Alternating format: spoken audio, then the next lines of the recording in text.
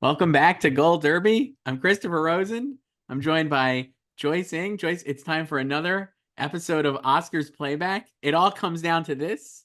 Yes, it all You comes didn't you down to didn't you this. didn't sing it. You need to sing it. I am singing it just as well as Richard Pryor and Walter Matthau did in the opening of the 1983 Oscars. Was Liza Minnelli the only one who tried? Yes, it's a horrible. I'm just gonna read you one of my notes here. We're gonna do the whole thing. We're doing our Oscars play here on the 1983 Oscars. Here are the. I take notes when I watch. We watch. We were just talking. We watched the playlist on YouTube and stuff. This is what I wrote: unhinged opening song, all caps, heinous, LOL. Richard Pryor singing, multiple question marks. Walter Matthau, what? WT. Liza leading. Period. That's it. You take too many notes. I feel like I would have just written like WTF and like left it at that. I take notes like I'm slacking with you. Just That's absolutely like that's like hate. a live texting. I didn't want to spoil them. I didn't want to spoil it. So I didn't want to do it while I was watching it because we're watching it separately, Yeah, obviously. we don't talk about like our No, we reactions can. It for got you this. don't want to leave it in No. the locker room, Joyce. That's an Yeah. old radio hack. The 55th annual Oscars, Joyce, 1983 Oscars. Somehow the second highest rated show of all time. I mean, some very popular movies nominated. So, Gandhi dominating with 8 wins and 11 nominations. E.T. had 4 wins and 9 nominations. Tootsie, 10 nominations. So very, very popular movies. This is the last time the the top two movies at the box office are nominated for Best Picture. The only time that has happened since was Avatar and Top Gun Maverick a couple of years ago. yeah, on the 40th anniversary. So, So obviously, people had Oscar fever, Joyce, and it showed in the ratings. Somehow, 53.2 million people watched, 7 million more than the year before. Second highest rated show ever after the Titanic year. I mean, it makes sense. I found a New Those York those Times. astronomical numbers are impossible now, but Truly, if it got a quarter of 40, those, 41 years ago, very possible. got a quarter of those, I it'd be also just want incredible. to point out that the ceremony took place April 11th, 1983, so back in Yes, April. And yes. now these days everyone is complaining about just being in early March. It's such a joke. And there's such precedence for it to be in late March, as we know. Yeah, it used to be in April, like Literally going this back to the month. 70s, and then it moved into March. And then as we know, 20 years ago, it moved into late February. Uh, and another Monday ceremony, Monday, April 11th, 1983. So Johnny Carson had hosted 4 years in a row, I believe. Now this year, we're replacing Johnny with the immortal quartet of Liza Minnelli, Dudley Moore, previous nominee for Best Actor the year before for Arthur, Richard Pryor, and Walter Matthau. They used to do this a lot more back in the day of having, just like popular like actors, musicians, performers host. You know, that's not really a thing anymore. Like, we a couple years ago we had Amy Schumer, Wanda Sykes, and Regina Hall, but that was also because no one wanted to host. That felt like they were trying to do this, where it's just like throw a bunch of people together, forced chemistry. I will say Yeah, but watching. like back then it was like more common. It was like more like uh it wasn't like weird to have like a collection of famous people emceeing an award show. No, and they kind of section it out similar to how we've seen, like where like the first hat chunk is Liza, then she hands off to Dudley Moore with a Yeah. hoary bid, Like and then like now Richard we're comes just out. always used to one Yeah, person hosting.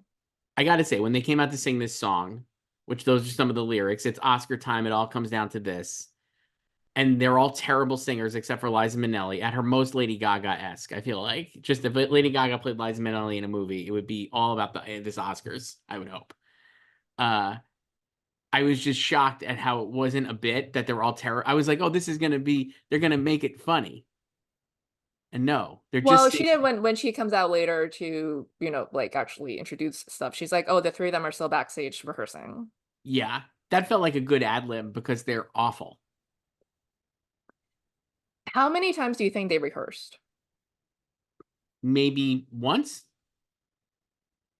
I mean, hard to get, everyone together for a dress rehearsal. It it just the image of Walter Matthau and Richard. I just was like, I could not believe what I was watching. I really, if you're watching this and you're like, I've never seen this or I don't remember this, please go check out this YouTube opening because it's on YouTube. You can watch the opening. I was like, this is heinous. As I said, in all caps, heinous. I also felt like the whole like opening section, the opening to the show with the red carpet too was more boring than usual. Like the red carpet was less fun. Even like the announcements, I did not write down a lot. And they also went through it really quickly. And then there was a point where he stumbled or like he didn't read Terry Garr fast enough. So then he was like kind of behind. Yeah. They So did an intro too. The reason I felt the red carpet was short is that they do an intro where they're going around the oh world. yeah, they love like this is when they love showing how global the Oscars are. And, Remember and last year, the previous year, it was like here are the times, and then 2 years before, like Alan Arkin saying hi to everyone watching yes, around the world in their own in this language. in this one they're going to different cities and they kept going. It was like it reminded me of, remember Too Many Cooks and how that just kept going and going and going, and like that's the joke. This again was like that without the joke, because it's like movie temples in Tokyo, Japan, flicker palaces in Sydney, Australia, picture piazzas in Rome, Italy, and it's still going. The Cinematique in Paris, France, and along the Great White Way of New York, New York. Yeah, and then they do the red carpet, and so I wrote down Yeah, what you got? Jamie Lee Curtis among the loveliest of tonight's presenters. Correct. I wrote that one down as well. Good one. Yeah, and then heartthrob Tom Selleck and hilarious Carol Burnett. Another great one. Yeah, Wrote it and down. then the beauteous Raquel Welch. I got two others. Young Matt Dillon, star of Yeah. The Outsiders, Mhm. which was out then and not for this. And then Margot Kidder, one of Hollywood's busiest actresses, Mhm. and talented Eddie Murphy. He got There talented. there were a lot of talents there. He used talented a lot. He sure did. Yeah. And then it goes into the opening number. So it was a kind of a underwhelming opening altogether. Correct. And then one more thing on the opening, and then I guess we could just do a top view of the year. Faye, I think, comes out again, right? Isn't that her name? Who's the Faye Academy Kanan. president? She comes out and she does the talking about the Oscars. And again, they're very into this global reach of the show, right? That's like obviously, and she's talked about that. She did that the year before. And this one, the one I wrote down, I was just like, she was like, I visited Anne Frank's house, and in there were hanging pictures on the wall of her favorite movie stars. Yeah. So not that they're taking themselves too seriously, but just in case you didn't think they were. Uh Movies are so this important. They is were how hanging in Anne impactful Frank's. Yeah. movies are. Yeah. That Yeah. they were on Anne Frank's wall. So when you're making, Rocky 3, you could have this impact. Yeah. Great. One day um Rocky 3 will be on someone's wall and Yes. maybe there'll be a catastrophic Yes. humanitarian event, Right. genocide. Yes. And then 40 years after that, someone will tour the site And see the and be Rocky 3 like, poster. yeah, Yeah. and then That was talk about that's it the on vibe. national TV. Yeah, that's the vibe that we're Yeah. like, this is really important stuff. And we love I love the movie, so I'm like, sure, I'll be with it. But it's a very repetitive. This is what they've done. This is what they've done every year, it seems. They just like to pat themselves on the back. Like, again, previous year, she touted how diverse they were. Yeah, well, they had English people nominated, Joyce, Yeah. not And just then we're Americans. gonna have another British movie win this year. Yes, British Invasion Part 2, because Gandhi dominates with its 8 wins. The only other thing I wrote down from this from this opening is they have my favorite guy, the Micro Machines guy, doing the awards rules, John Machete. Yeah, because they gotta recap how voting works. Where are you on the Micro Machines guy? It's fine. I mean, Man, that was a great moment for me. I was like, I cannot believe we're bringing the Micro Machines guy out. Fantastic. And he wasn't Micro it's a Machines guy better then. bit than the song and dance from 2 Yes. years ago. And I mean, obviously it's a formality, Yeah. so just want to breeze through it What if they brought it back? to explain it's like I'm of two minds about that. It's like the casuals are not going to remember this. right? Right. It's like we know how voting works, so we don't need this. So it's like boring for us. And then it's like only important to the casuals in that moment, and they're gonna forget about it as soon as they stop watching the Oscars. Certainly. I was just like, what if they did it now? It would be like something they could do like TikTok or something. They could Just like a TikTok on it. 30-second Yeah. TikTok. Yeah. Be fun. Get movie talk on it. Is he the Micro Machine? Is that the Micro Machine guy equivalent? This is pre-Micro Machines choice. I was like, this is the guy. Micro Machine. Yeah, it's a I don't know. I because now they just like do it in the credits at the end, I it's know. just and no one reads it. No. So yeah. So we could recap. We'll recap the winners and the nominations, and we'll just do the year in film before we go into the show. I But don't have a lot of like films from 1982 I that have I some. like really, really like. I don't blame you. Best Picture was Gandhi. Richard Attenborough, Gandhi. Ben Kingsley, Gandhi, Best Actor. Meryl Streep for Sophie's Choice. Lou Gossett Jr. for An Officer and a Gentleman for Supporting Actor. Supporting Actress went to Jessica Lange for Tootsie, who was also nominated for Best Actress. And the adapted screenplay was for Missing, and then Gandhi won Original Screenplay. So Gandhi won 8 awards. I pulled up a New York Times article from the ceremony, and this is when this. I just want to read this. It made me laugh. Hollywood. This is published obviously after the Oscars, so this is now 1983. Hollywood insiders were impressed this year by what one press agent called, quote, a national obsession with the Oscars that continues to grow. Quote, this race has been covered by the media as though it's the Super Bowl or an election, said another. What the public sees as good, clean fun is serious business to the movie makers because millions of potential box office dollars are at stake.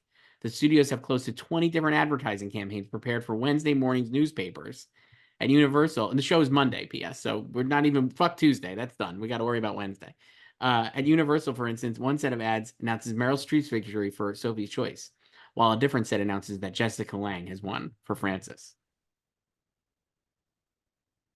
Yeah.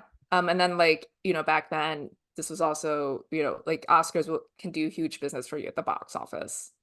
Yes. So there was also a Times article about like, oh, like Gandhi, like before it even won, it was like, oh, Gandhi winning could add like so and so more millions to its box office too. Hey, But why like, not? I mean, like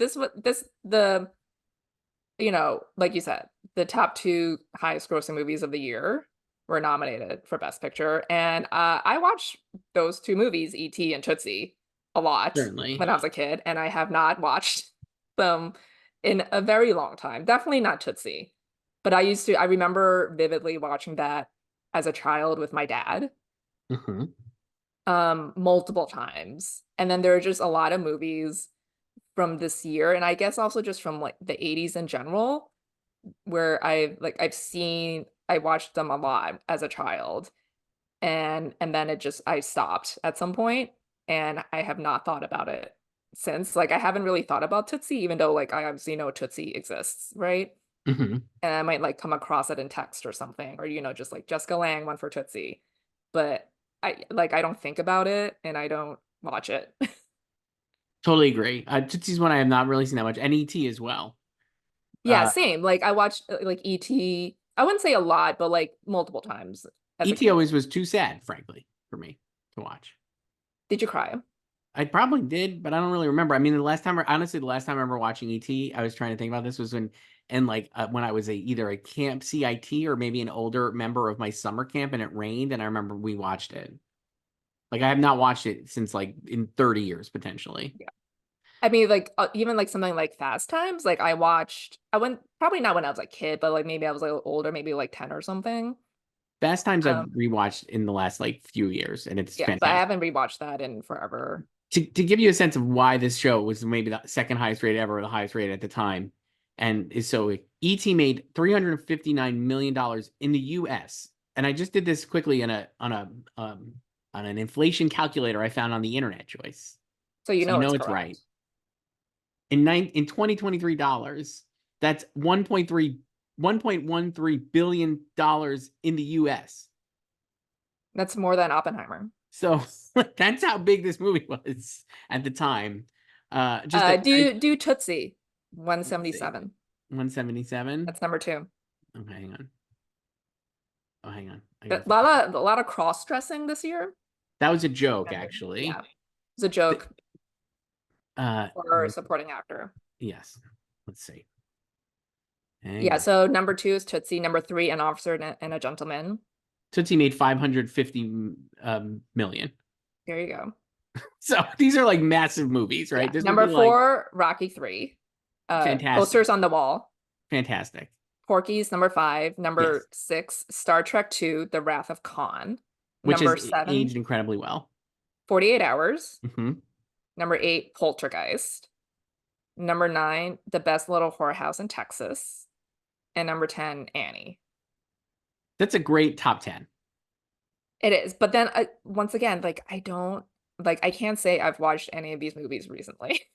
Okay, so I agree with you on a lot of these. I have not watched a lot of them recently, except for An Officer and Gentleman, which I just watched recently for this.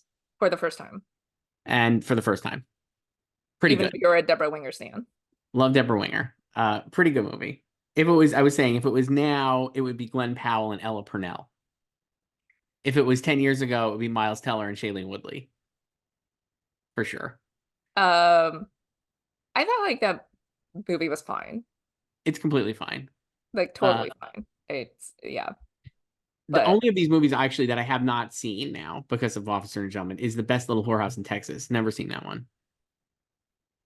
I've never seen that one. I've also never seen Star Trek. Wow. Well, that one's a great Star Trek choice. Wrath of Khan. I'm not really into either of the stars. Interesting. So I'm not that much into Star Trek either. Much more of a Star Wars guy. But Wrath yeah, of like Khan is really I good. can, I'm like neither here nor there. Like Yeah. the way I watch them is like if someone wants me to watch it with them, Hmm. then like I'll do it, Yeah. So So movies I wrote down. I'm not going to vouch for all of these. The one I guess I'll shout out the ones I would vouch for, but ones I was like, oh, these are we should reference. One from the Heart, which has got like a renewed interest this year because of there's like a 4K of Francis Ford Coppola's director's cut. yes. Not really well received at the time. Francis tinkering and making it anew. People seem excited about it. As usual, stuff that was thrown aside in the 80s has now come back with a vengeance as Yeah, positive. similarly with Shoot the Moon, Yes. Diane Keaton, great reviews, but it was dumped in January. Yes. Yeah. So Uh, it was dumped in January 1982 during her Oscar run for Reds. correct. I wrote down Victor Victoria, which we'll talk about probably more. Obviously. I watched that also as a child Same. multiple times. Diner, Yes. a classic. Feels like, again, not a movie people are thinking about or watching now, but launched the idea of that kind of movie, which I think still exists in movies and shows. Yeah, and screenplay nominee, I probably would have given it. I don't know if I would have given it, but it would have made a better winner. Yeah, probably. Yeah. Conan the Barbarian, big Arnold guy. I've seen it. Rocky 3, like we said. Poltergeist. I really like Poltergeist. That's a fun one. So I watched Poltergeist after learning about what's her face's death. The actress. Yes. I'm looking it up for us. And so Heather O'Rourke. There you go. So yeah, that was like the only reason I watched it. This was a good HBO special. This was also like for years it was like Steven Spielberg really directed it, not Tobe Hooper. Hmm. But that's kind of been debunked, I would imagine. But Spielberg was a very active producer on this, and it's fun watching like Amblin Spielberg mixed with like horror Hooper. Yeah, and I thought like Beatrice Street was good. Yeah, I love everyone in this. I was like, how about Zelda Rubinstein for Best Supporting Actress? I'll mention her later, but she's great. It's just a good movie, a very entertaining watch. What else did I write down? Let's see. Star Trek we mentioned, E.T. we mentioned, Blade Runner, Joyce. Yes. Where are you on Blade Runner? Fine. It's like another, star for me. Like I Not, wasn't like hyped up when like 2049 was coming around, yeah, not the biggest Blade Runner. There's too many. This is one of those where I'm like, there's too many cuts. Pick a cut and let me know which one to watch. And Yeah, I've just like never been obsessed with it, so. again, incredibly influential. Mhm. Hard to imagine David Fincher exists without Blade Runner. And I would say like it probably deserved more wins than it got and more nominations. I agree. And I Yeah. think 2049 actually is better than Blade Runner, though. That was a take I would have as number. So it has I mean, never been. I haven't seen the original Okay. in decades, so I saw when 2049 came out again. Um, The Thing, fantastic movie. This is a real fave. good one. Again, haven't seen it in a while. John Carpenter, Kurt Russell, iconic. And again, a movie that continues to come up in culture, including this year with True Detective. I felt like a lot of people were connecting that to The Thing, even though it wasn't like The Thing, but it was kind of like The Thing. Another one, Tron, Joyce, super influential. Remember the Hollywood Reporter Roundtable last year How for could the I forget? Emmys, and Jeff just like a mic drop of a joke with Tron and no one got it. Not even Kieran, who is the quickest Kieran mind. must have felt mortified afterwards. Whenever I see the clip go viral and he's like, I was in a video game once. I Tron. no, I got sucked into a video game once. And So no one good. got. Tron. Oh, so Nobody says it. embarrassing. When that goes viral, Kieran must run and just hide under the galaxy. Yeah, It's so it's like the embarrassing. dick pic, like My the same God. reaction, just like melting. So Tron's a movie I never cared for, never cared about, but they're still making other Trons. There's a third Yeah, and Tron. Jeff is still back. Jeff is in Jeff it, is coming so back. good for them. Great for him. The World According to Garp, another Rob Williams movie. We get Glenn in our And lives. Glenn. Yeah.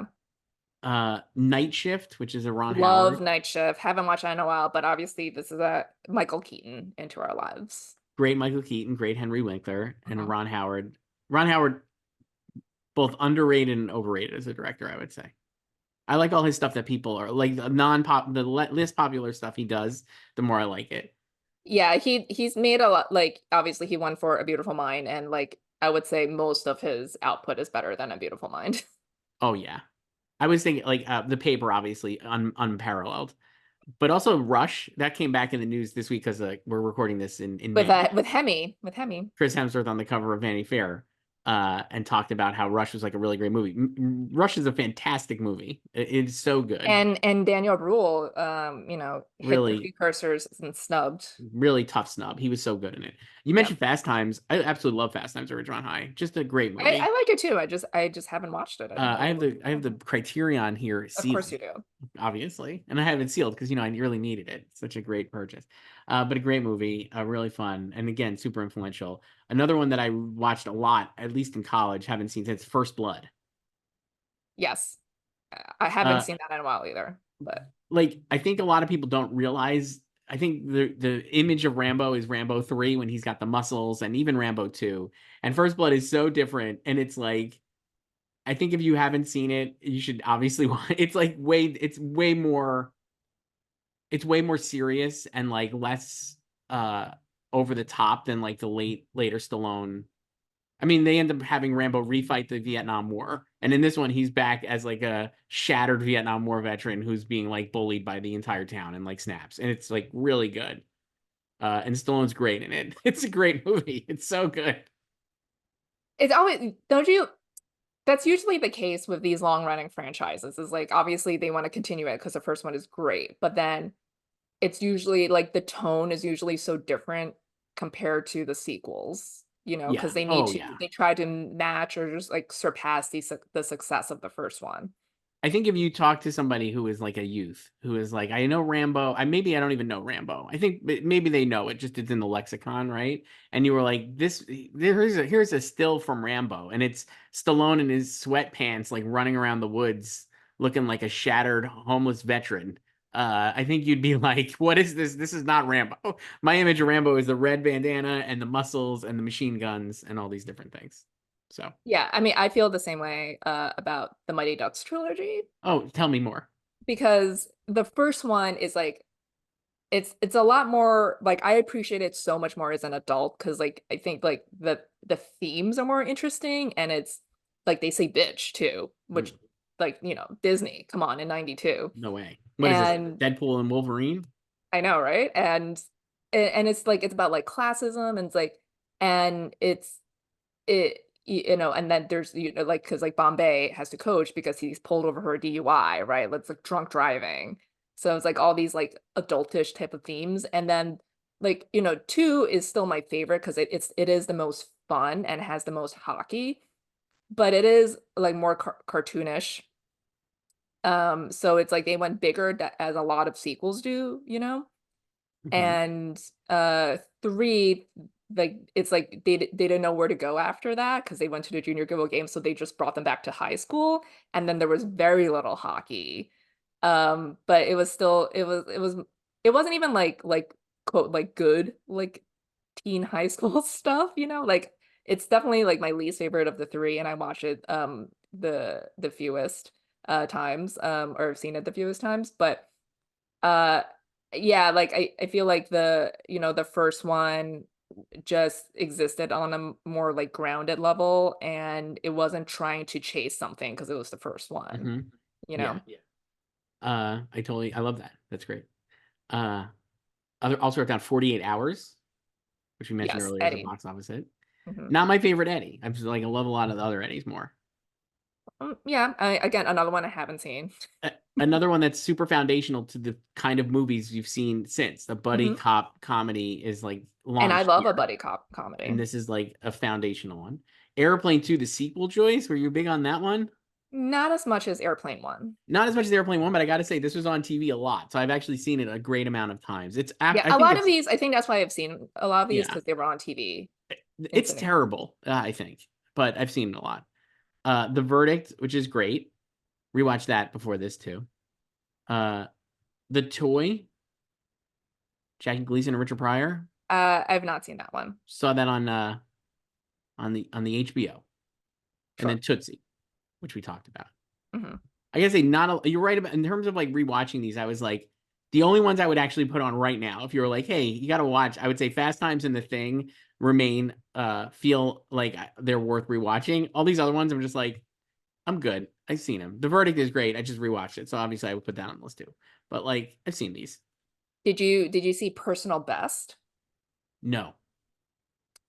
I watched that one because of Friends, because it was Okay. referenced in a Friends episode because Ross was freaking out about Emily and Susan hanging around in Paris because they went to Paris together, and then he thought they were gonna hook up because you know obviously his first wife Carol was a lesbian and married Susan, so he was like they'll go to a play. He's like saying this to like Joey. He's like they'll go to a play and it's like and then they'll you know, like get close and blah blah blah. He's like, hello, haven't you seen Personal Best? And Joey's like, no, but I'm gonna.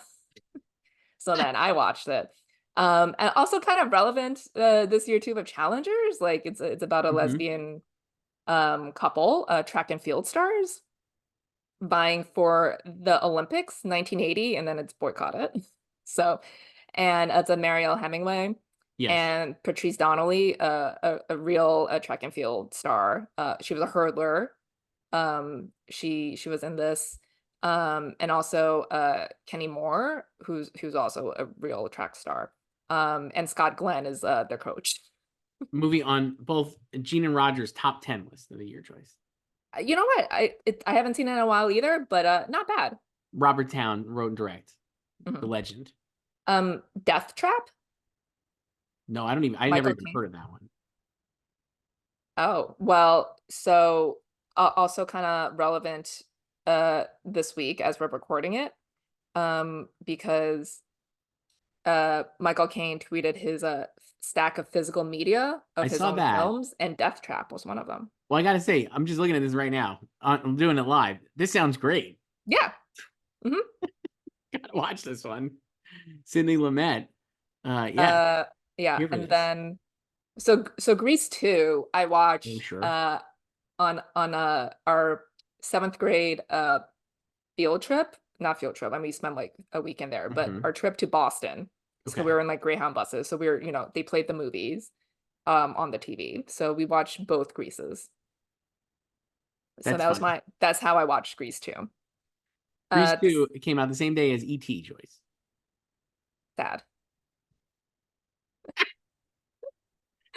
Not a Barbenheimer. No, The Secret of Nim. Did you see that? I did see that as a kid. I haven't seen that in Yeah. 100 years. Quest for Fire, I don't know that one. an Oscar winner. Okay. Um, and I don't know. Trail of the Pink Panther, I've seen. Not great, but I've seen it. Never into the Pink Panther movies, Joyce. I know that maybe is blasphemous for some people watching this, but I don't think I was ever like into them either, but I've just seen them. I'm just like, yeah. I've seen a lot of these Blake Edwards movies. I realize like I've seen a lot of Blake Edwards too. It's so funny, right? Like it was on. He first of all, he was so pro. Like this is the run here from like 70. I'm just gonna do this run from like 75 to I'll go to 87, and I'll say I've seen all of these a million times on HBO. Uh, Return of the Pink Panther, Pink Panther Strikes Again, Revenge of the Pink Panther, then 10, saw that a bunch. SOB we talked about previously. Victor Victoria and Trail of the Pink Panther, Curse of the Pink Panther, uh, A Fine Mess, that was in 86, seen that one. That's Life, Jack Lemmon and Julie Andrews, and then Blind Date, which I've seen a million times. That was a real classic. Yeah, I've seen a lot of his films, and I didn't even realize that as as a child because I wasn't really paying attention to, who made Same, movies. same. Yeah. Closed out with The Son of the Pink Panther. Wow. With Roberto Benigni. What a trivia pull that would be. Who was any Uh, other movies you wrote down? What do you got? no, I think we mentioned them all. I mean, it's a weird year, like you were saying at the top. Very top heavy because like there's some classics here, and I think there's some movies here. Like that summer of 81 is notable because it's like, man, every weekend there was like some massive movie, or 82, excuse me. Basically every weekend there's some massive movie. Um and but like not the most, there's not like a lot of movies here that I think people are still thinking about or have aged incredibly well. Mm, yeah, I think, there's a lot that have aged fine, and like obviously a lot of these are continuing franchises, Right. you know. So I guess it's like the mid-tier stuff. Right. And maybe that's better way to put it. I'm looking at June of this year of 82. Poltergeist on June 4th with Star Trek, Wrath of Khan. The following week, E.T. and Grease 2. The following week, The Immortal Author, and Firefox with Clint Eastwood. And then the following week, Blade Runner and The Thing. Same day. Just like, what the hell? Remember summer movies? What a great time. This is like a real great time. This is like on Stranger Things when they're just like, we could watch all these movies, right? And they have the posters up in their room. Though I will say, like, The Thing was not a big thing at the time, become No. more of a cult. It Hmm. was a cult thing and then, kind of moved on from there. So like we said, going into this Oscars, not a lot of doubt, I would say, on these winners. Last week we did Chariots of Fire, a huge upset. An upset. Yeah, can I just read you the lead of like the New York Times write-up of the ceremony? Yes, please. Gandhi is winner of 8 Academy Awards. Yes. This is the lead. In an evening devoid of surprises, E.T. the Extra-Terrestrial won most of the minor Academy Awards, and Gandhi won most of the major ones, including Best Picture, Actor, Director, and Screenplay. So, devoid of surprises. Factually correct. There are no zero surprises tonight None. on April 11th, 1983. None. Like we said, Gandhi had 11 nominations, Tootsie 10, E.T. 9, Victor Victoria 7, Das Boat 6, An Officer and Gentleman 6, Sophie's Choice 5, The Verdict 5, Missing 4, Poltergeist 3, and then a bunch of movies with 2, including Blade Runner and Annie. And Gandhi won 8 Oscars, and E.T. won 4. Yeah, and this was a 20-year passion project for Richard Attenborough. Where are you on Gandhi, Joyce? Seen it once? This makes me sad that I'm like you said, 20-year passion project for Richard Attenborough. This And you know what? Like, love Richard. No offense to Richard. massive spectacle movie wins 8 Oscars, is a humongous hit on the most watched Oscars ever. And here in 2024, my takeaway is it's fine. It's Like, I mean it's a very long movie, and it's like it's very from like what I it's I mean it's been a while since I've seen it, but it's cause very like studied, I feel like, and it's like very like handsome, like, and like dignified, right? But I feel like it's just lacking some fire and like some oomph to it. Yeah, it's You not a know, movie it people kind of are. feels like homework. I don't think it's like Yes. it's not there's actually like they quoted an Inside Oscar. They quoted one of like I think it was Vincent Canby, like calling it like laboriously something. Let me see if it's in here. Amazing. Um It's just not a movie. It's in uh, terms of homework, it's homework that I skipped because I've rewatched a lot of these things if I can, and I was like, I've seen it, I'm good. yeah, so this is how the chapter ends. I know you didn't read No, this. I don't read. Speaking So of not doing homework. yeah, the next day, Attenborough had to contend with unusually vociferous criticism of Academy's choices. Even fans of Gandhi wondered about the costume design award Rex Reed steamed. For what? Wrinkled sheets, burlap sacks, and loincloths? Yikes. Vincent Canby explained, quote, E.T. and Tootsie are films. Gandhi is a laboriously illustrated textbook. His colleague at the New York Times agreed. Janet Maslin predicted, quote, someday the sweep that brought Gandhi 8 Academy Awards may be known as one of the great injustices in the annals of Oscardom. And then we end with a quote from Steven Spielberg here.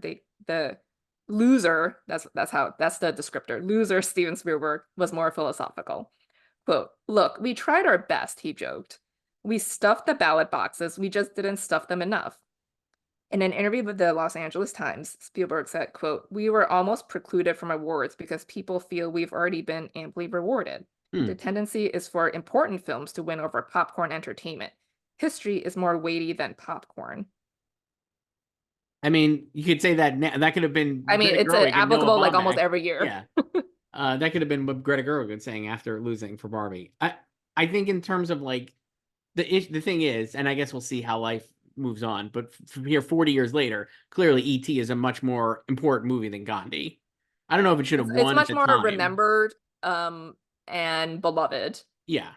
And I that doesn't mean I think it should have won. Like I to me, I don't look at Yeah. this as like a huge injustice. I look at this as like when I was thinking like we were talking at the early stage of this mini series here about Oscars playback in the 80s. My idea is like the 80s kind of sucked, right? For the Oscar, or there's a typical Oscar 80s Oscar movie that seems to have elevated over other movies that I thought were better. And while that has been disproven because Ordinary People is pretty great and Chariots of Fire is good, and like we were going through, They take shit for the movies they beat, this sort of. movie is not this and like Out of Africa is rough, right? Like these are the movies we're talking I'm thinking of, Mhm. right? I don't even think Gandhi is bad. I think it's homework, it's fine. Last Emperor would be in the same thing too. I'm just like they're fine and they're historical epics and this is the type of movie that wins Oscars at the time. And Yeah. it's not as well remembered as ET. And I mean if I was ranking them, it would be the last in this group here, I would say, of the five Yeah, I winners would and do it too, even nominees. though I'm not like a huge Missing fan or anything, you know. Right. I just am like, there's just something so boring about watching the Gandhi movie. I'm sorry. They're just it's just like I don't know. And I even now I'm like, this is the other thing. Like you and I probably both watched it in high school. Like when did you watch it? I saw it in high school probably. I mean, I didn't see it in school. It wasn't like a class film or anything. Yeah, I would probably say like probably in like my adolescence I saw it. And I'm just like, when would people choose to go and watch Gandhi now?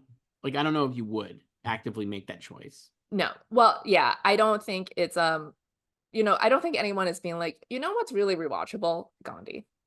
And there also doesn't seem to be like this. And again, it's the type of movie it is, just in general, not to like kind of trash this movie because it's fine. Like I said, it's completely fine. Yeah, I think it's very well made. It's not like a lot of people on film, like we're saying, like film Twitter is rallying around like Popeye or like, other stuff that's like bad that's been like re-evaluated, even like The Thing, which was great, but like is much more popular now than it was at the time. And like they're not going like to Yeah, bat for there's not like Gandhi. a lot of anniversary screenings Yeah, not a of lot of rep Gandhi. screenings of Gandhi. Yeah, and then I think it also doesn't help that it was like such a lock too, so it's Right. not like it It was never an underdog, right? It No, was not at all. yeah. And So and then like I there's say, also this like quote yeah, from Richard. Um he so like backstage in the press room after he won, he admitted to having been, quote, scared stiff since Gandhi had been the predicted winner. Quote, I'd rather we were like chariots of fire to come in from left mm, field. Yeah. I mean, it's tough to be the front runner. We know that from like obviously modern times. So Gandhi wins Best Picture. The other nominees were E.T., like you said, Missing, Tootsie, and The Verdict. Really good list of nominees here. Yeah. Uh, Um, even with Gandhi. And I don't know, like you were like, do you think history looks at this as like a real outrage that Gandhi won? I don't even think no, people. I don't think anyone's outraged. Yeah, There's definitely not outrage over Gandhi winning like there is for, ordinary people or no, Shakespeare in Love, because I don't think anyone is super passionate about any of these other four nominees. yeah, Like they don't feel like any of those other four were like terribly robbed. Like they right. feel about Raging Bull. I do wonder if it's the type of movie too. I mean, like E.T. is like a very emotional movie. It's not like Hmm. Raging Bull, and it's not like Saber. It's not like as masculine as those movies, right? Yeah, yeah. And like, so you're not going to be And like, it's about an yeah, alien. right. But I'm like, you're not going to be like, yeah, fucking E.T. This is the best, right? You're not hanging up an E.T. poster in your dorm room, even if you like it, Yeah. And then you have Tootsie, the second biggest movie of the year. It's a comedy. right? Very funny movie. Yeah. Uh, And I thought like The Verdict was fine.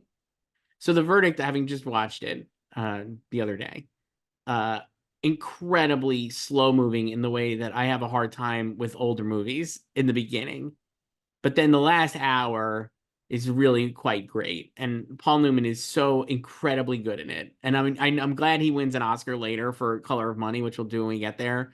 But man, he's fucking awesome in The Verdict. And like I was watching, I was like, Michael Clayton exists because of The Verdict. And it's funny that Clooney is as good, if not better, than Paul Newman in Michael Clayton. And it's very similar. And he lost to Lincoln.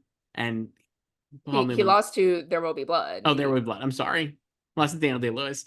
And Ben Kingsley playing Gandhi feels like the Daniel Day-Lewis of this race, basically, where it's just like, of course he's going to win. And so I'm not surprised Paul Newman did not win.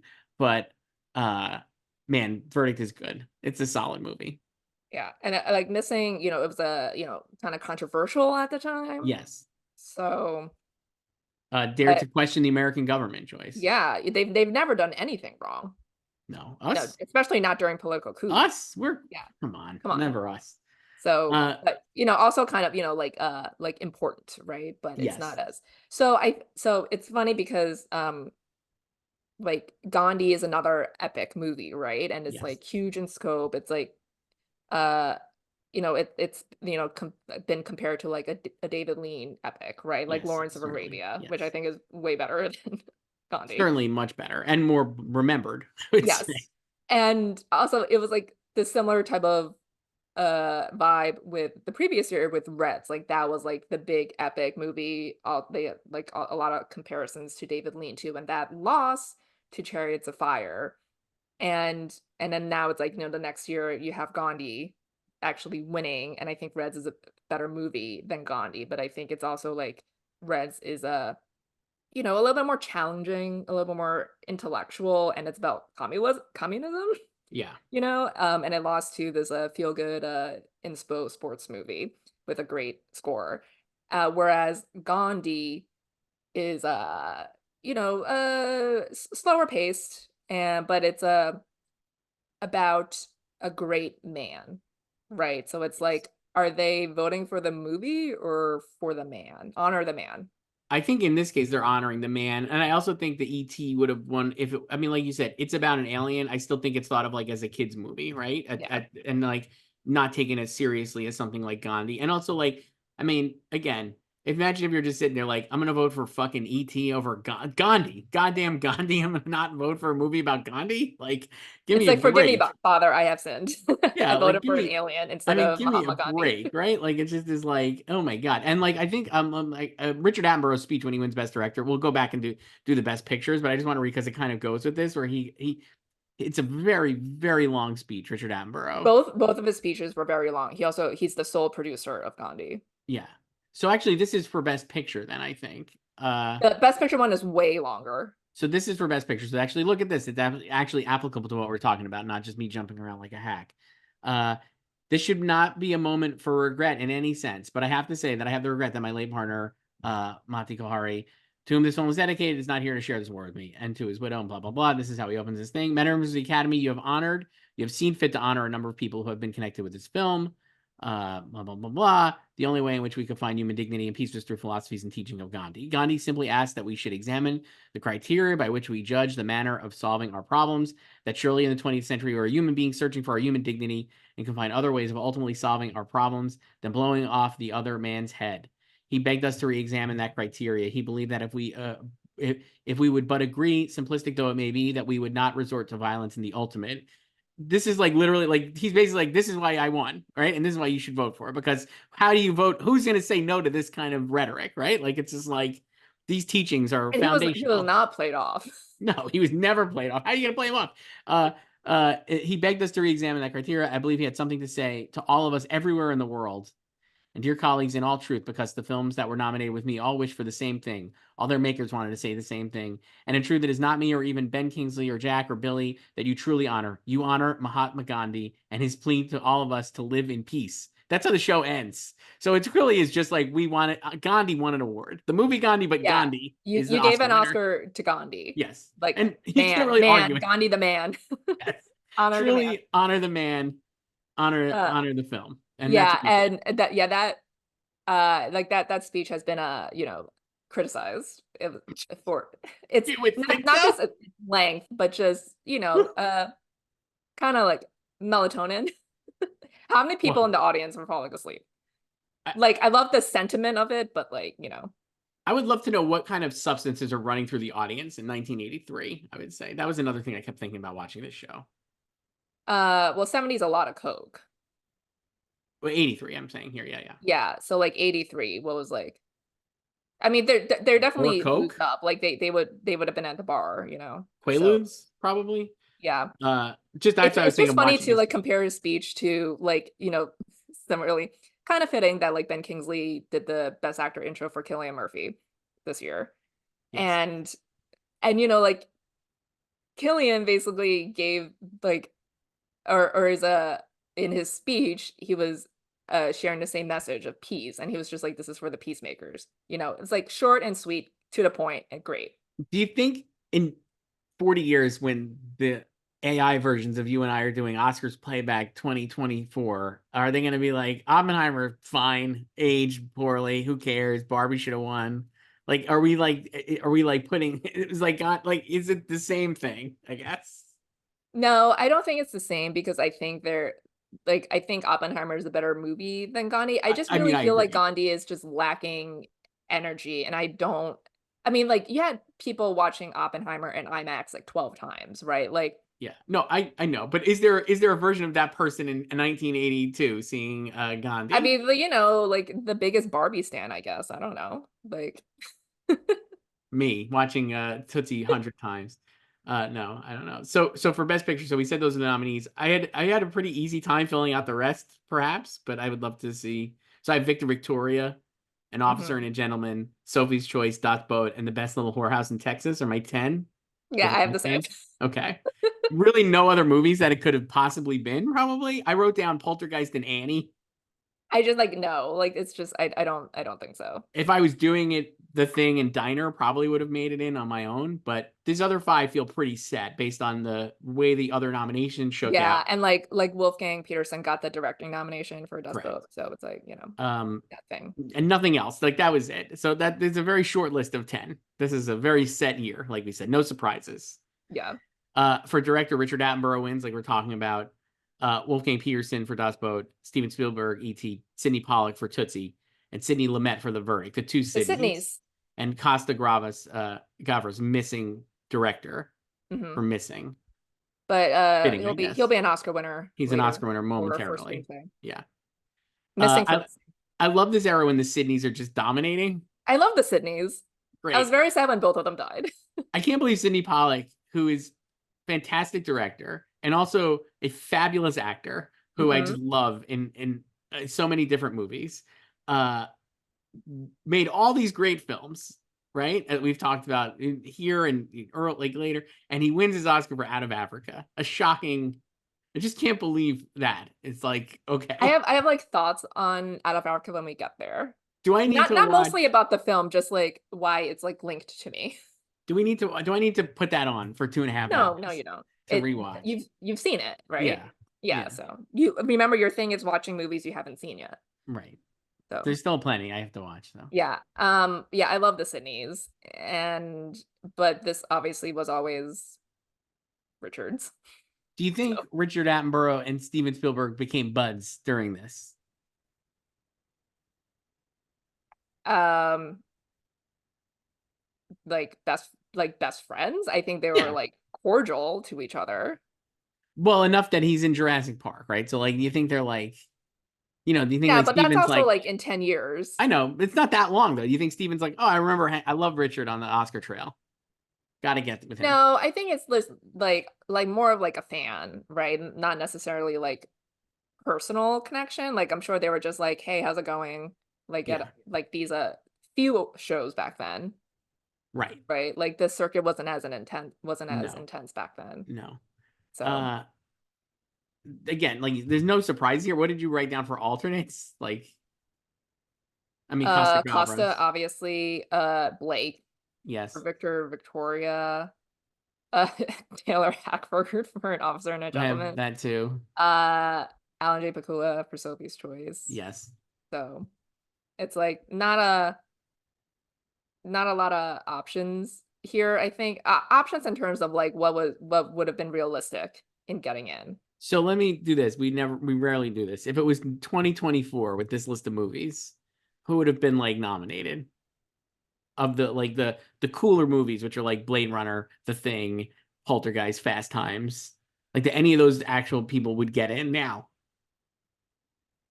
Like if all of these movies were released If this it's year. just this year, the same list, nobody else. Like, who would make it in?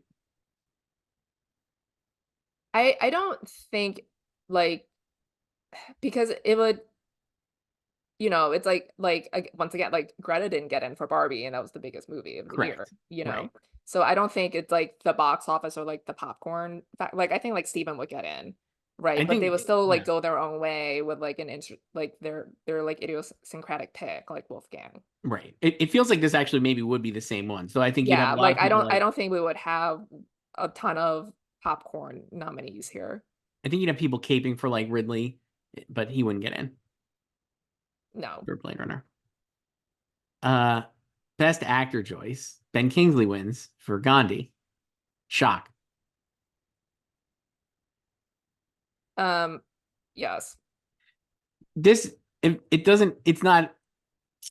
It just feels tough because you Well, have read the two. other I'm nominees. reading them now. That's what I'm saying. It just feels tough because there are two incredible performances here, but these guys will both win Oscars this decade. So it's not as like, oh man, but like Dustin Hoffman and Tootsie and Paul Newman in The Verdict, like we're saying, are incredible. Well, And then you have, Dustin's already an Oscar winner. I know, but I'm just saying, like, he could have won for this. Like, this is an iconic Dustin Hoffman performance. And I would say probably better than Rain Man, even though Rain Man's got the hook of like him being autistic. Jack Lemmon for Missing, and Peter O'Toole for My Favorite Year. Just another filler Peter O'Toole nomination. But Peter O'Toole is great in My Very Favorite Year. good. This would have been a good win for him. Yeah. And yeah, and so like the narrative this year early on was that this will finally be Paul Newman's year Yes. for The Verdict. So let me read you some of the campaign stuff Oh, I love this. Love a campaign. that was happening. You know I love a campaign. So where is this? I have like so much over here. Okay. All year long, employees of 20th Century Fox refer to The Verdict as, quote, Paul Newman's Academy Award movie. Newman had a showy row as blah, blah, blah, blah, blah, as five-time nominee. Okay. His baby blues sparkled on a cover of Time under the heading, The Verdict on Newman, colon, quite a guy. Inside, Newman reviewed all of his movies, climaxing with his opinion of his performance in The Verdict. Quote, it was such a relief to let it all hang out in the movie, blemishes and all. Time reminded, quote, he is also a fine director, a hard-charging sports car racer, a campaigner for nuclear freeze, and a big man in salad dressing. Love his lemonade too. Yeah, so then Okay, so Newman's Oscar frontrunner status was solidified when the critics got a look at the verdict. Janet Maslin said in New York Times, quote, "A solidly old-fashioned courtroom drama such as the verdict could have gone by with a serious, measured performance from its leading man, or it could have been worked well with a dazzling movie star turn. The fact that Paul Newman delivers both makes a clever, suspenseful, entertaining movie even better." Yeah, so more praise and for James Mason too. Yeah, so then like audiences lined up in large numbers for the verdict, and Newman also kept in the public eye with public service announcements promoting the use of seatbelts and political commercials advocating nuclear disarmament. So this was the Paul Newman campaign So early is on. Paul Newman this year's Paul Giamatti? No, I would say Paul Newman was this year's Bradley Cooper. Okay, okay, Because Paul Giamatti only became like an option like after his Critics' Choice win. right, But like early on to see like all year long in 2023, it was like Maestro would be right, Bradley's Oscar, right? sure, And then like, Gandhi is Oppenheimer, right. right? Like Killian is Ben, So funny. first nomination. I'm getting nervous now thinking about this. I'm like, what is it? I'm like, wait, is Oppenheimer? I mean, I loved Oppenheimer. You know that. And I'm like, oh man, wait, is Oppenheimer Gandhi? What? No, because I think like I think like I think there's like a really great version of the movie Gandhi somewhere, and it's not in the one that was released. I think it's like an unremarkable movie about a remarkable man. I think that's fair. I just think also the style of movie making in the 80s is so wildly different than what it is now that it's like, if you Yeah. made it now, I think it would be different and maybe awesome. Who knows? Yeah, but I don't hate biopics. You like No, they're I great. love a biopic, but It's I think great. there's just like the the version that we got, I think it's just like lacking some sparkle. I I also like, again, Ben Kingsley winning this for this. I'm fine with, because I actually don't know, how do you pick between Paul Newman and Dustin Hoffman? I think are both incredible. Those are incredible, like iconic performances from these two guys. Yeah, with like Dustin, you could say the knock against him was like he had won recently for Yeah, Kramer versus Kramer, and then also like not that that stopped Meryl Streep, but but it's a comedy this is too, also a comedy, right? so it's You're not gonna like win. yeah. Yeah. And then Uh, like Peter, yeah, it just like he always just has terrible timing. I know. Who do you have written down as others? Um, I have Richard Gere Me for An too. Officer and a Gentleman. Uh, Not that like I would have voted for him, no offense, but I feel like he probably just missed. I think he just missed two. He's actually quite good in it, honestly. And then Henry Winkler for Night Shift. Good one. I also wrote down, so I wasn't sure for Sophie's Choice, how would you put the actors? Both supporting? Kevin Kline in lead? Uh, they could, yeah. I mean, I would probably do both supporting. I don't know. I So don't really think about them. I think like they're like not the they're best fine. part of the movie. I don't think the movie's very good either, frankly. But I No, was like, I could put one of them in here, maybe. I had Kevin Kline. And then I thought Robin Williams for Garp. sure. Albert Finney shoot the moon. Yeah. And then if it was now, Harrison Ford for Blade Runner and Kurt Russell for The Thing, it never would happen. How about Henry Not Thomas that's for not E.T.? happening. How about Henry Thomas for E.T.? He's a boy. So no. So he would be frauded in Drew has a supporting. better shot as a girl. They could fraud them all in supporting.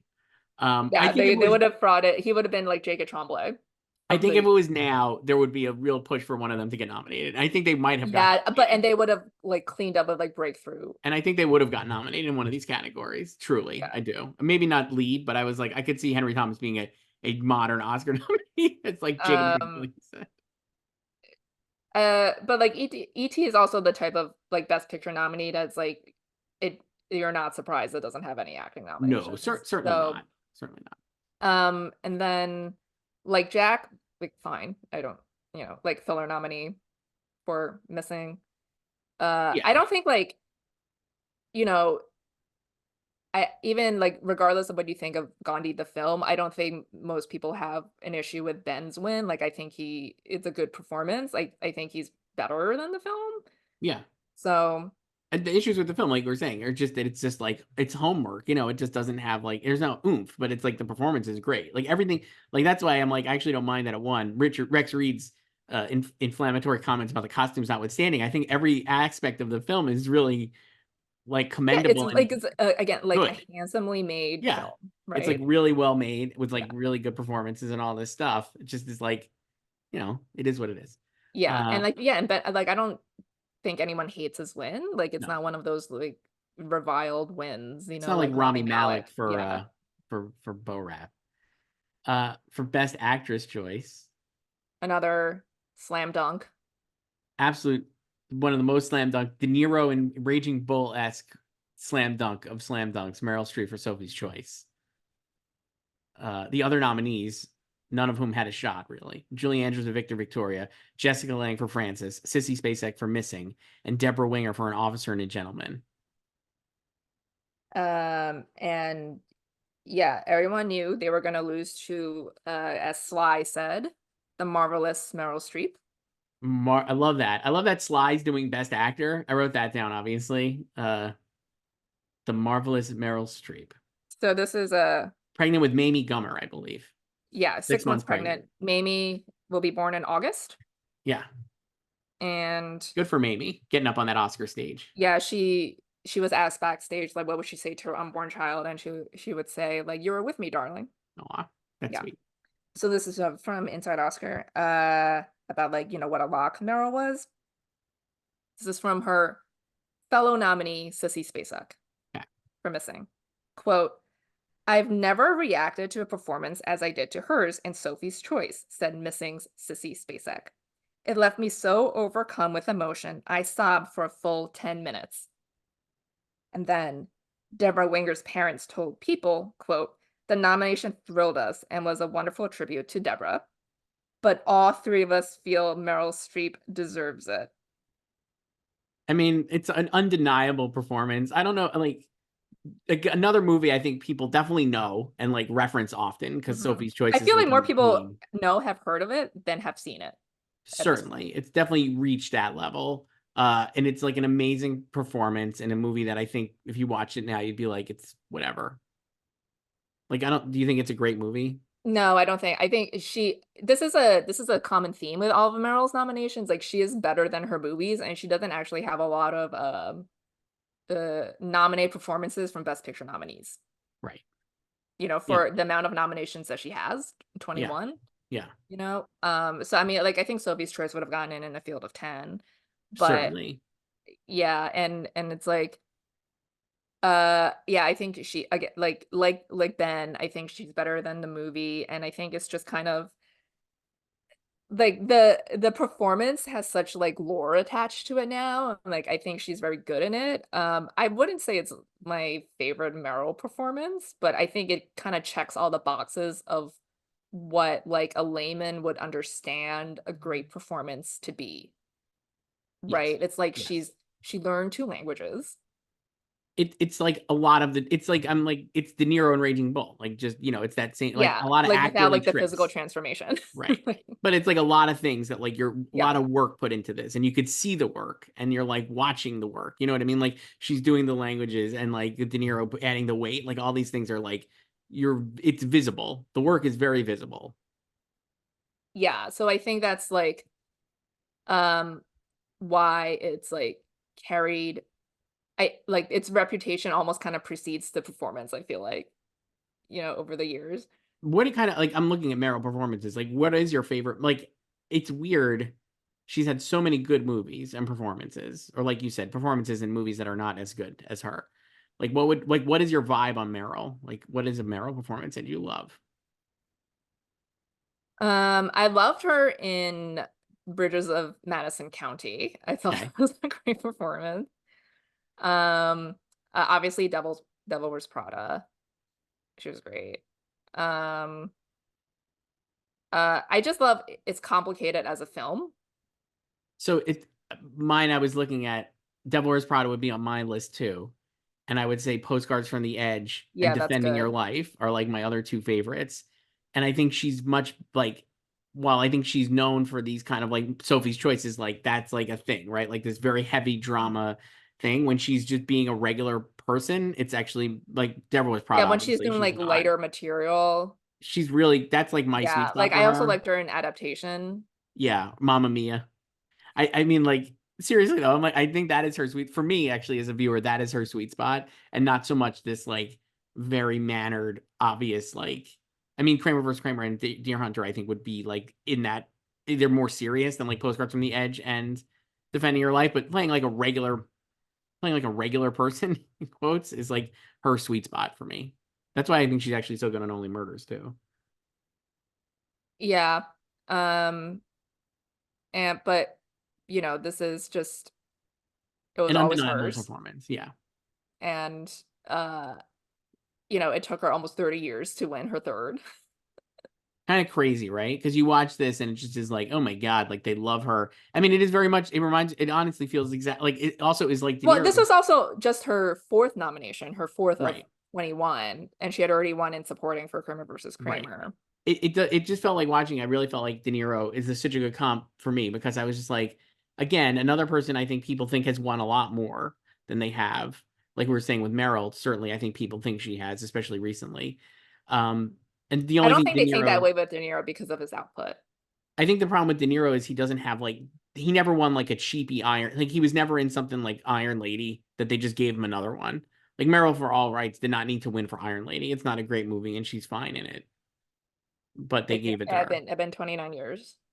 I know. But I'm like with De Niro, there was never a movie like Iron Lady for De Niro.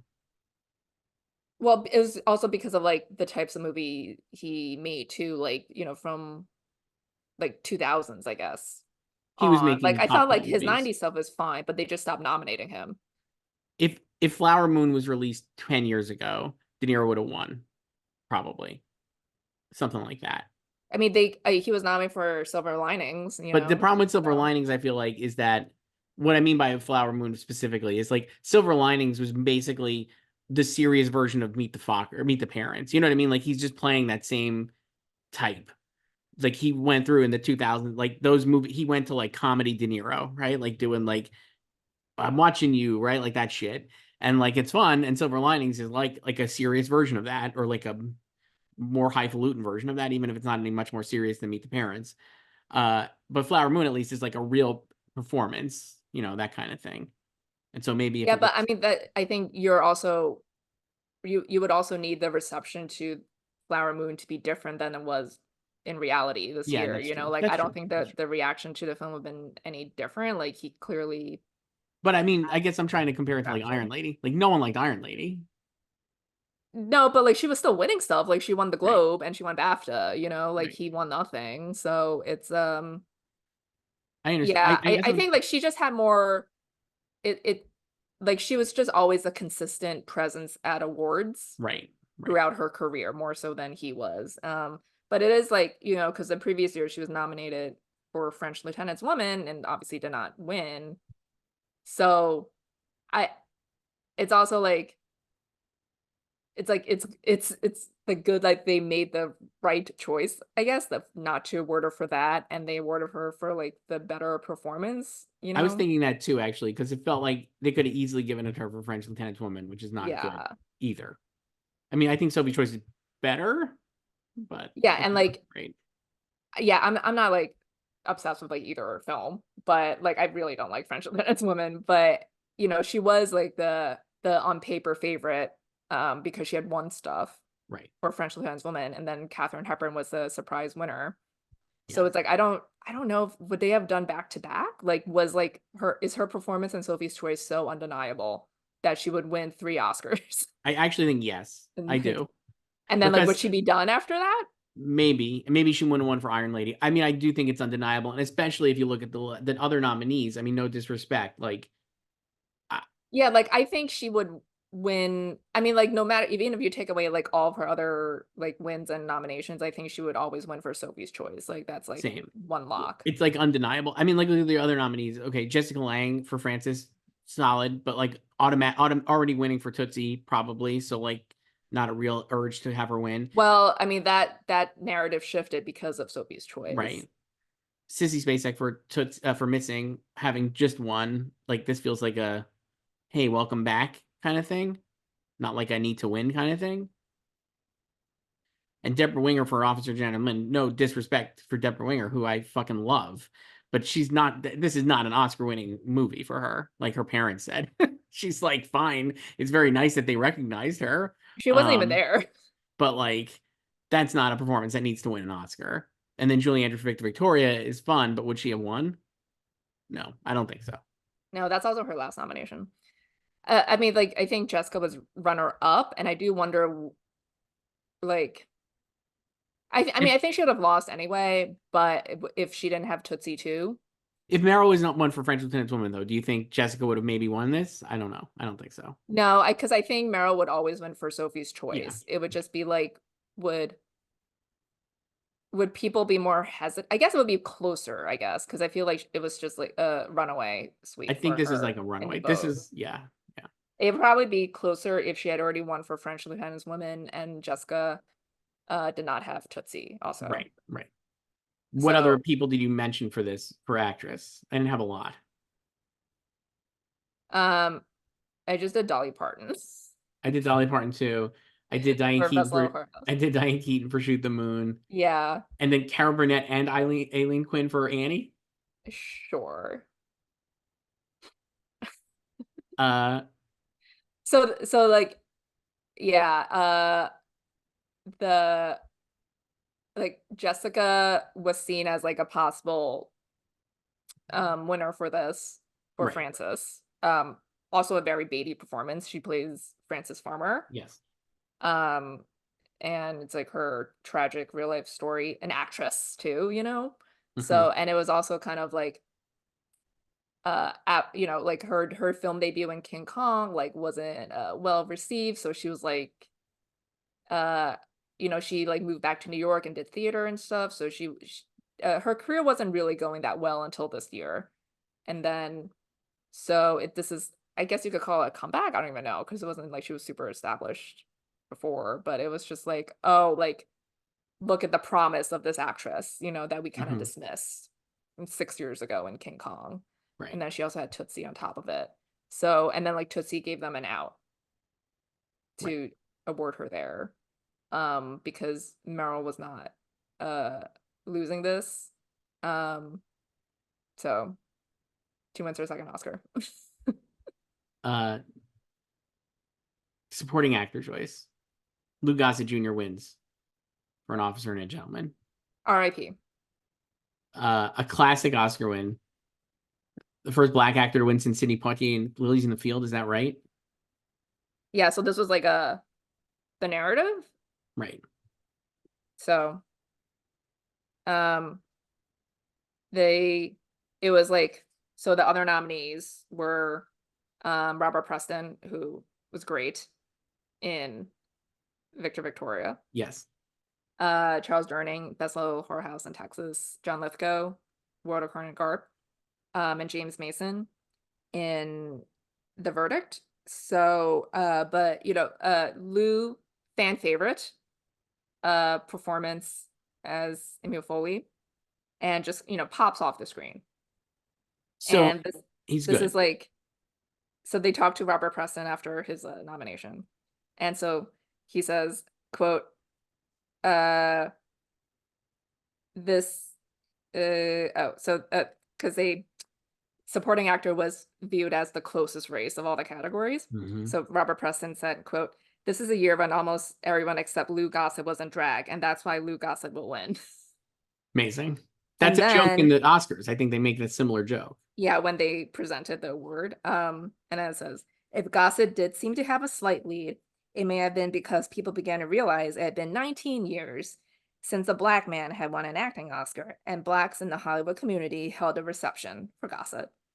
At the tribute, 1963 Best Actor Sidney Poitier recalled how he felt when he was, quote, "within touching distance of an Academy Award," and said of the guest of honor, "It will be inconceivable if he doesn't win."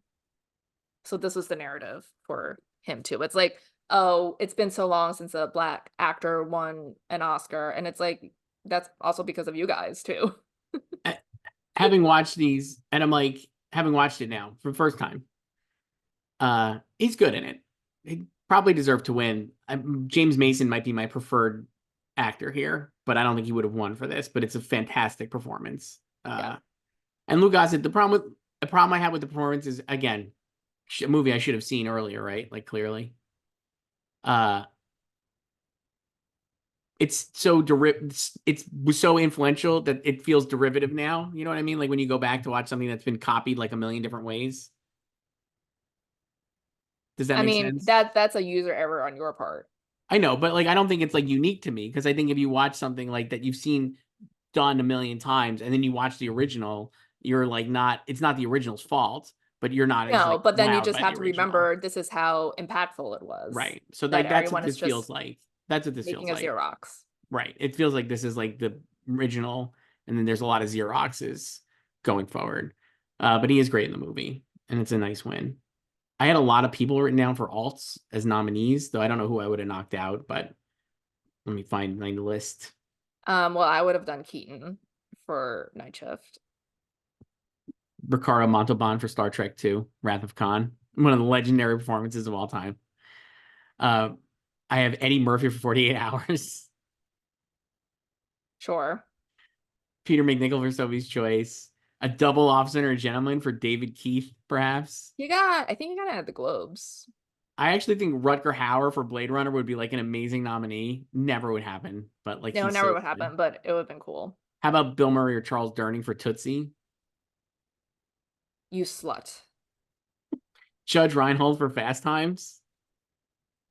Mm. Mickey Rourke for Diner? Not That would have been impossible. cool, but no. That's like a really, really like blow off the screen performance. You know what I mean? You're watching like, oh my God, that guy's a movie star.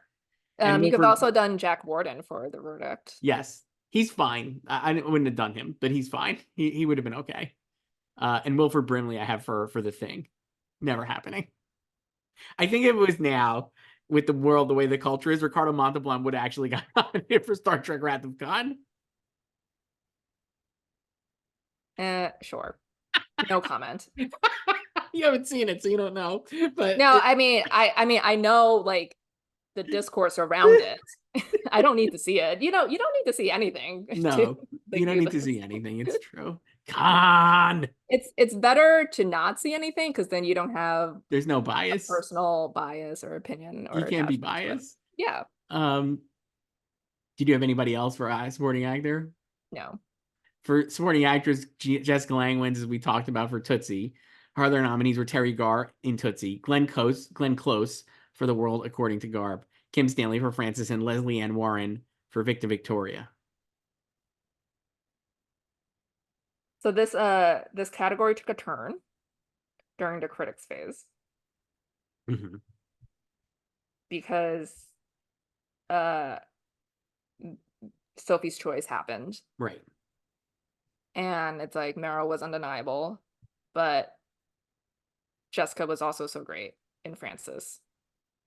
So I think with the NBR in LA gave their awards to Glenn, I believe. Mm-hmm. And then all of a sudden, New York was like, we're going to have our cake and eat it too. And we're going to give supporting actress to Jessica Lange for Tootsie. So that is how Jessica became the option and the front runner and eventual winner of the category, because people didn't know what to do, or like, like they felt bad, like they couldn't honor Jessica in Best Actress because Meryl was here. And then New York gave them an alternative by awarding her supporting actress for Tootsie. And then like everyone followed suit. Mm-hmm. You see that sometimes nowadays, someone anoints a contender and then everyone bandwagons, right? That never happens, Joyce. We never Oh, see really? that. No, it Never never happens? happens. Everybody thinks for themselves and they make the right choices. Yeah. So then Terry Garr, her co-star, after nominations. Also inconceivable, according to supporting actress nominee Terry Garr, was Jessica Lange's supporting actress nomination. Garr told Liz Smith, quote, "I'm thrilled by the nomination, but what really hurts is that I think Jessica Lange was the leading lady in Tootsie. I played a supporting part with the director telling me, we can't make you look too good in this movie. And I was a real good sport about it. And then I have to share that nomination. Well, I'm a little bugged by that. Terry Oh, Garr. Yes.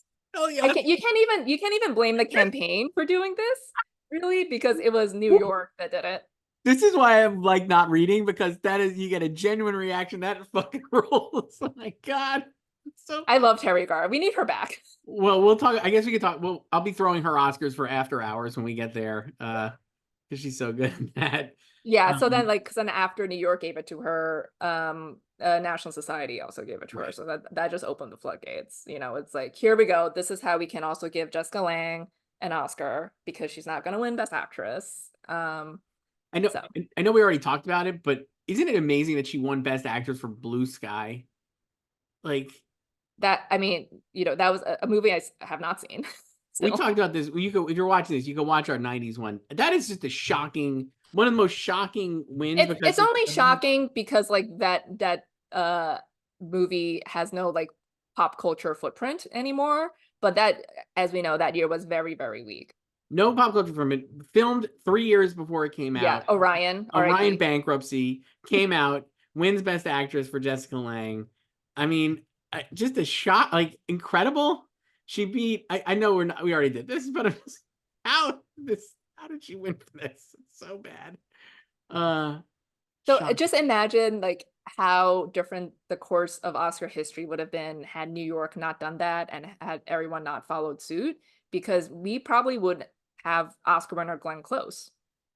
We'd have Oscar winner Glenn Close. Would Jessica Lange also still won for Blue Sky when I the mean, other maybe because nominees? she would have like built up like cred and she'd And been like overdue. and here are the nominees for this year. Again, we already did this, but Jodie Foster for Nell from the movie Nell, Miranda Richardson from Tom and Viv, Winona Ryder for Little Women, and Susan Sarandon for The Client. That's a horrible list. Just like, I mean, holy it was cow. a very weak year. We talked about I this. know. I would have given it to Susan Sarandon for The Client from that list. She's gonna win the next year. It's I fine. know, so it doesn't matter. I know, It's I know. like It just is so funny. because of this, Glenn still doesn't have an Oscar and Jessica Lange has 2 Oscars. Incredible. It's just an incredible his turn of events. Who else did you have for getting nominated here as an other option? Lainey Kazan for My Favorite Year. I have her too.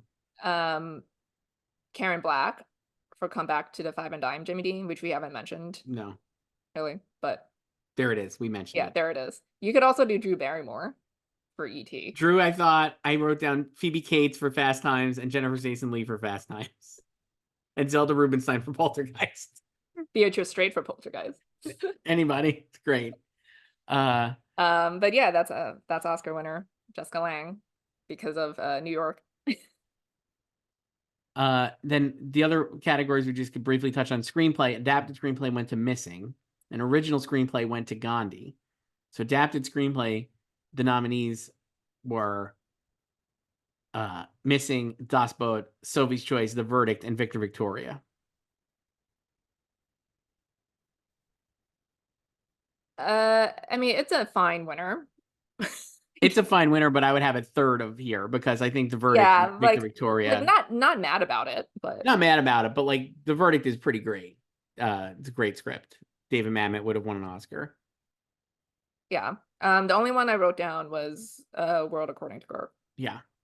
And then for original screenplay, this is just not this one. We've been maybe not super charitable to Gandhi. Like we said, I think it's fine. I hope it's come across that we both think it's fine, right? Like, Yeah, fine. and it's a fine movie. And its Oscar wins were warranted. This accepted. This is a really swing and a miss win based on these nominees, but it's Gandhi wins Diner, E.T., Officer, Gentleman, and Tootsie. Gandhi is fifth here with a bullet. I feel like it is just. I feel like if bottom. like Oppenheimer could not win adapted screenplay, Gandhi should not have one screenplay either. So what is the American fiction of this category? Tootsie would have been it, right? Based on like the social impact, I guess, or like that's kind of like this Tootsie. It's as hard as it might be to believe. Tootsie was woke, I would say, in 1982. Yeah. So it probably would have won. It's like the comedy. I mean, like Right. Diner, I guess too, but So like Tootsie could have won. yeah, but Tootsie is the best picture nominee. I don't know Yeah, how I would Tootsie have given won. it to Tootsie. Or E.T. I mean, E.T. would have been great for Melissa Matheson to win also. Yeah, I mean that's fine. Or Diner. All of these are better than Gandhi as a script. I mean, just I think from a screenplay level, not that I'm like reading these screenplays and taking notes, but it just feels like they're more script driven than Gandhi, which is more of its They're craftsmanship. just like better scripts. I mean, like we see this, where we've seen it recently too in like the screenplay categories is like literally every other nominee here is a better option than the eventual winner. And it's like fine if the eventual winner wins like other, like even if they win best picture, okay, whatever, maybe not the best picture winner, Yeah, but it should not have also won screenplay along with it. right. This Uh, is like kind of like that. And I don't think Gandhi as a script is heinous, no. but there are better options here. It just felt like it got, swept up because it was the sweeper of the night. Did you have anything else? All the stuff I thought it would not get in, so it doesn't matter. No, I mean you could do like Francis, Yeah, you know, The Thing, um, Blade Runner. yeah, or like My Favorite Year. Um, Anything else, Joyce, on the winners here before we? I have a couple other notes about the. Actually, The Thing would have been adapted, obviously. Sorry, but I have a couple other notes about the show that I thought were funny. But do you have any other thoughts on the winners?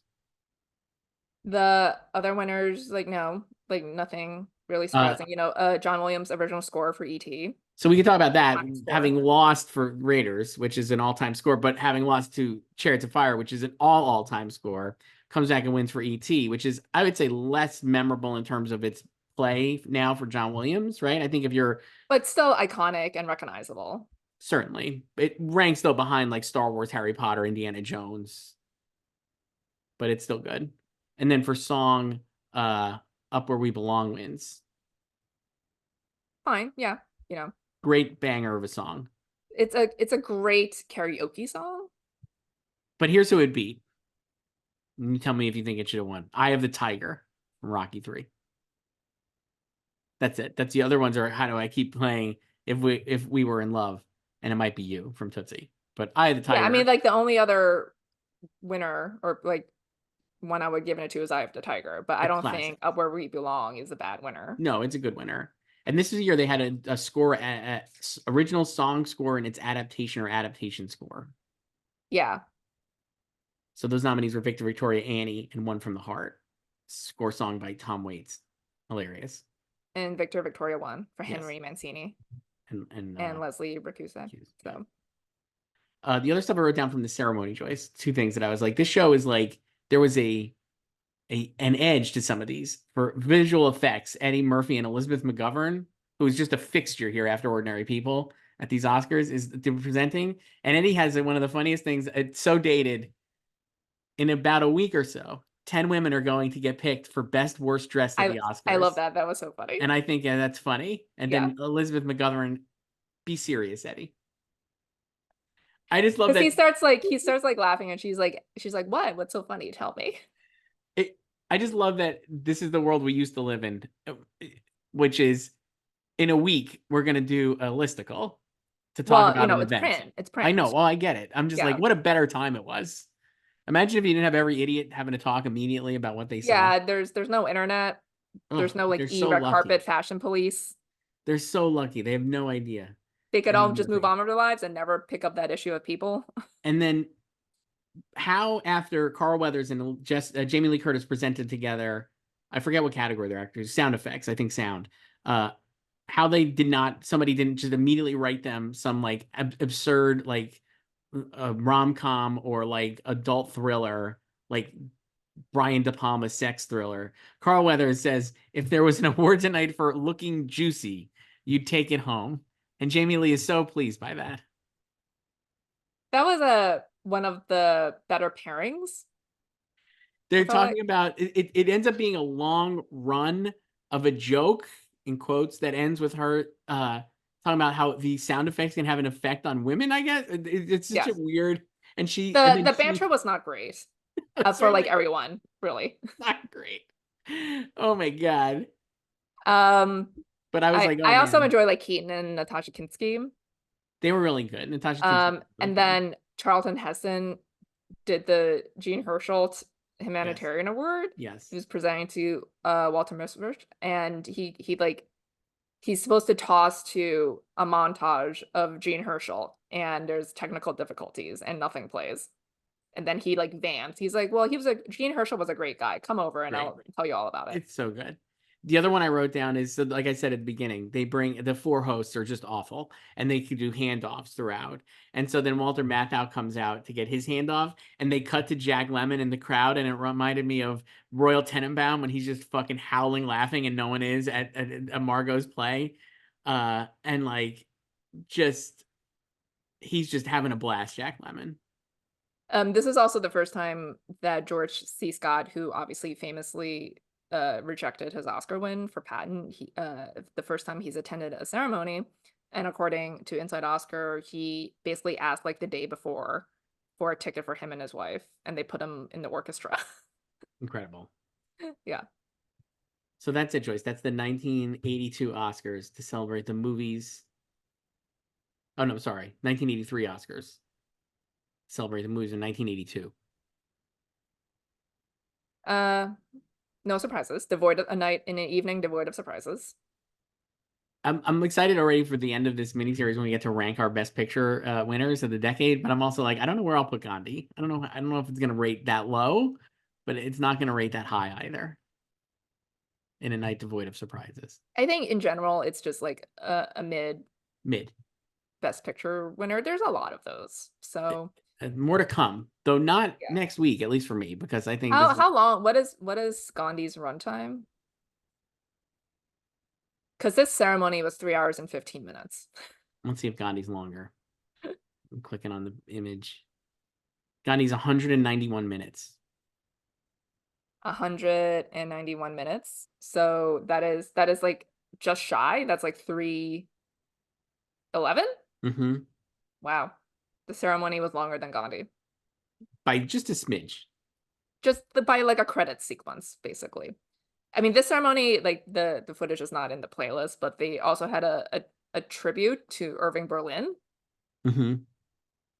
So, and obviously they performed all the songs. So we'll be back next week with the 1984 Oscars, where Johnny comes back to host for his fourth and final time, I guess, right?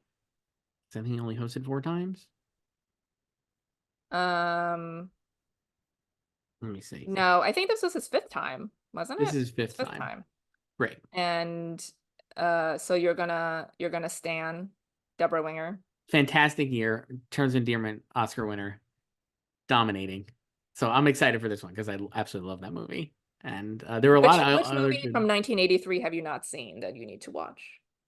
From this year? Let me look. The nominees were That's your thing now. The Big Chill, The Right Stuff, Tender Mercies, and The Dresser. The Dresser actually is one I wrote down because I had not seen it. So they also had a double Best Actor nominees, The Dresser. Yeah, it sounded good. Sounds like a good one. Sounds like one I would like. See if I have time to watch before we do this next week. Joyce, until then, I'll talk to you then. All right, bye.